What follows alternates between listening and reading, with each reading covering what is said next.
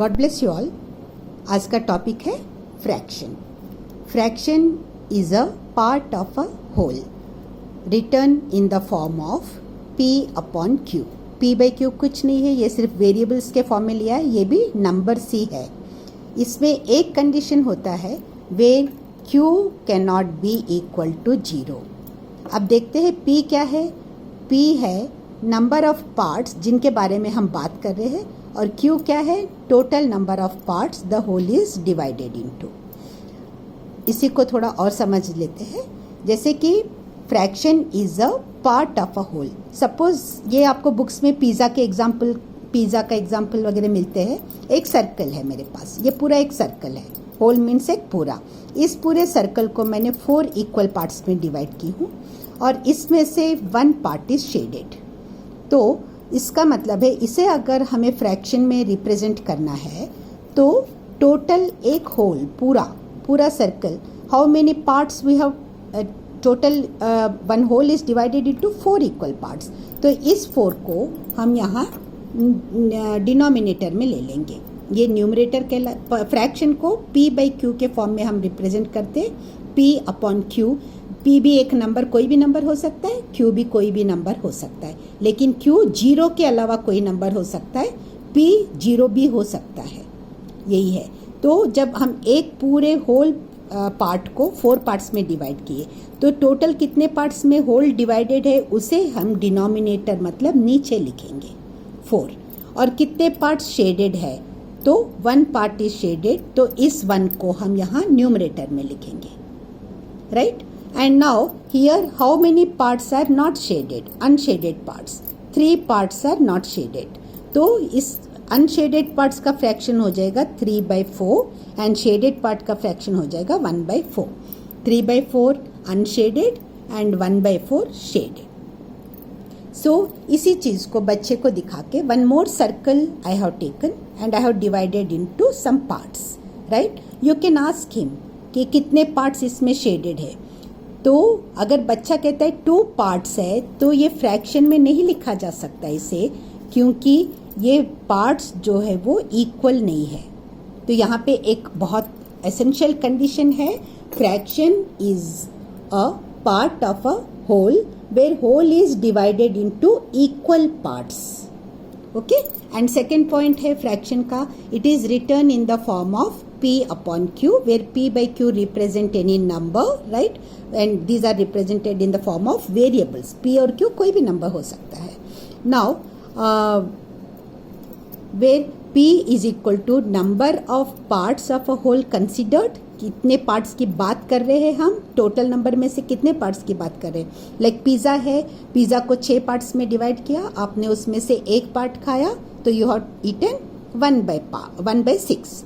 क्योंकि कितने पार्ट आपने खाया हम उसकी बात कर रहे हैं, तो वो 1/6, और कितने नहीं खाया तो 5/6, like that. Now Q represents total number of parts the whole is divided into. ये बहुत इंपॉर्टेंट है, where Q can not be equal to 0। क्यों? क्योंकि P, आप अभी देखते हैं ये क्यों।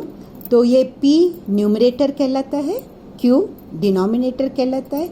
ये P upon Q we read it as P upon Q और P बाई Q। सो ये जो अपॉन और बाई है उसे हम फ्रैक्शन बार कहते हैं, राइट। और P अपॉन Q कुछ नहीं है, ये आपको पता है फ्रैक्शन क्या है, आपको पता है, क्योंकि वो है Q डिनोमिनेटर है, P न्यूमरेटर है। That means numerator is divided by denominator. Q dividend है, Q डिवाइज़र है। और हमने पिछले वीडियो में देखा था, डिवीजन वाले वीडियो में, कि डिवाइज़र कभी भी 0 नहीं हो सकता, क्योंकि वो डिवीजन पॉसिबल नहीं है। दैट्स वाई हियर कंडीशन है Q can not be equal to 0। Now इसे P अपॉन Q है, तो वो P डिवाइडेड बाई Q। अब इसे नंबर्स के मुताबिक ले लेते हैं। यहाँ P 1 है, Q 4 है।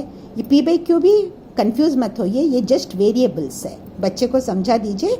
यहाँ कोई भी नंबर हम रख सकते हैं, इसीलिए हमने इसे वेरिएबल के फॉर्म में लिया है। आप कोई भी वेरिएबल्स ले सकते हैं, छोटे बच्चे आराम से समझे, दैट्स वाई मैंने यहाँ कैपिटल्स यूज़ किए। Otherwise These are generally variables are represented in the form of small letters.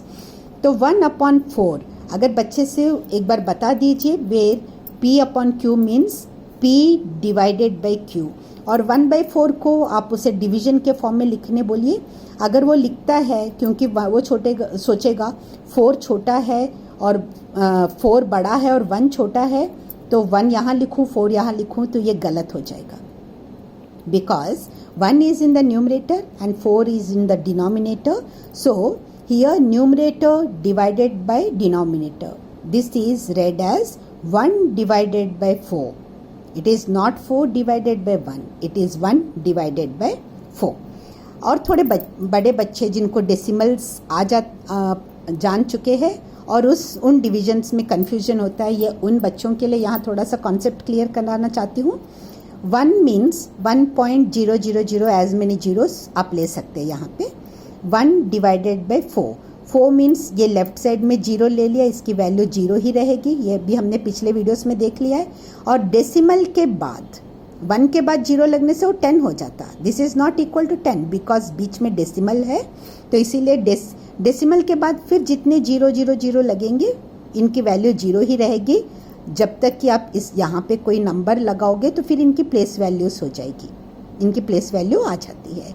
वैसे ही अगर लेफ्ट साइड 0 के लेफ्ट साइड में डेसिमल के इमीडिएट बाद में भी है, तो ये फिर वही पॉइंट, डेसिमल को हम पॉइंट रीड करते, 0.10, 0.100, इस तरह से हम उसे रीड करते.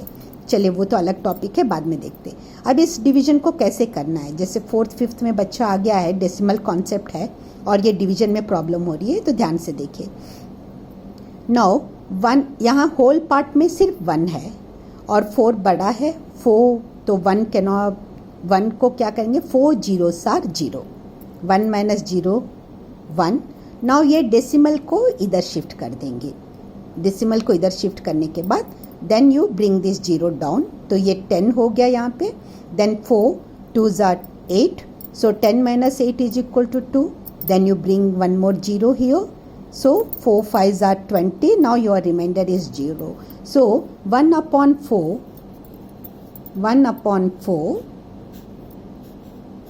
को अगर आपको क्वेश्चन आता है थोड़े बड़े क्लासेस में कि convert this fraction into decimals, so that is equal to 0.25. Right. In this way you have to do the division. अब और छोटे बच्चों के पास आते हैं या जिनको फ्रैक्शंस का कॉन्सेप्ट अभी भी क्लियर नहीं है, बड़े होने के थोड़े होने के बाद कन्फ्यूजन आ रहा है, उन बच्चों के. ये देखिए इस तरह से जो हमें ड्राई फ्रूट बॉक्सेस मिलती है, इन ड्राई फ्रूट बॉक्सेस में ये चारों कंपार्टमेंट्स जो है वो इक्वल है. तो आप बच्चे से पूछ सकते हैं कि this one whole box is divided into how many parts. So these are divided into 4 parts. Now you can ask them to fill one part with some dry fruits. आप fill कर दीजिए. Now same thing जैसे हमने circle में देखा था, what fraction is filled with dry fruits? So 1/4 is filled with dry fruits, and what fraction of this box is not filled with dry fruits? So 3/4 is not filled with dry fruits.